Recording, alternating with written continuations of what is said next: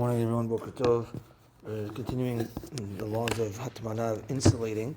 A few more practical cases today. We're in Siman Reish Nun Zayin, the end of Seif Dalet. So, the end of Seif Dalet says that if, let's say, before Shabbat, a person put, let's say, a towel or a blanket over his dafina, over his chamin, so that it keeps it warm. We said that blankets are davar she'eno mosif hevel. It doesn't add heat, but it just retains the heat. It keeps the heat, and that's something you could do from before Shabbat. Now, if you took it off, let's say on Shabbat, to check your dafina for whatever it is, and now you realize it's not even a third cooked, which is considered not cooked yet. After a third cooked, then it's considered kind of cooked. But it's not even that. So the Shulchan Aruch says that you can't add. If I realize that it's not a third cooked, I can't add.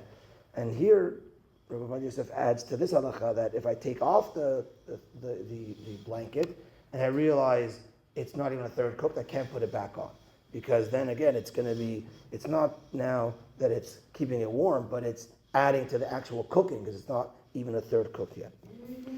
Now, Seif Hey has a lot of practical applications, and Seif Hey goes as follows: Impina tavshil b'Shabbat mikdera shenitbashel ba lekdera acheret. If, let's say, you take out your dafina from the pot it was cooked in to put it into a serving pot, that's what's called a Kli Sheni. Mutar latmino b'davar she'eno mosif hevel. You're allowed on Shabbat to now insulate it with something that doesn't add heat, but something that retains heat. Let's say again, blankets. So on Shabbat to put a blanket on the first time, you can't. If you put it on before Shabbat, then you could. But in this case, where it's a Kli Sheni, now let's say I put the dafina, the wife got the dafina already in the serving pot. So it's not on the crock pot anymore, it's in the serving pot. And then there's a message, they're coming home later from shul.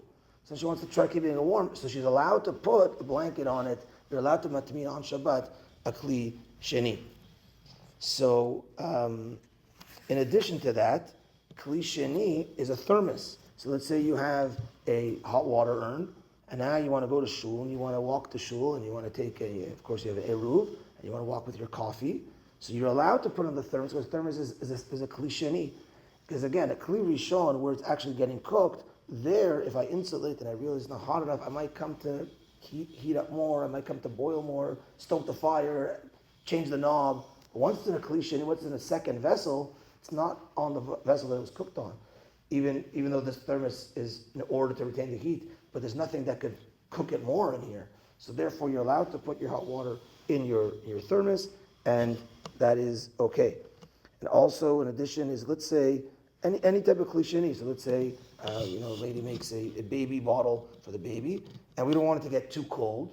So now it's hot. We don't want it to get too cold. The baby's not eating now, whatever. You're allowed to wrap it in a blanket, or if maybe they have these type of sleeves that keep it warm, whatever it is. Once it's in a Kli Sheni, then you're allowed to insulate it. Okay, that's that for today. Minchat tonight at 4:45, and Gemara Shir tonight at 8:30. Have a good day, everyone. Tana de Eliel.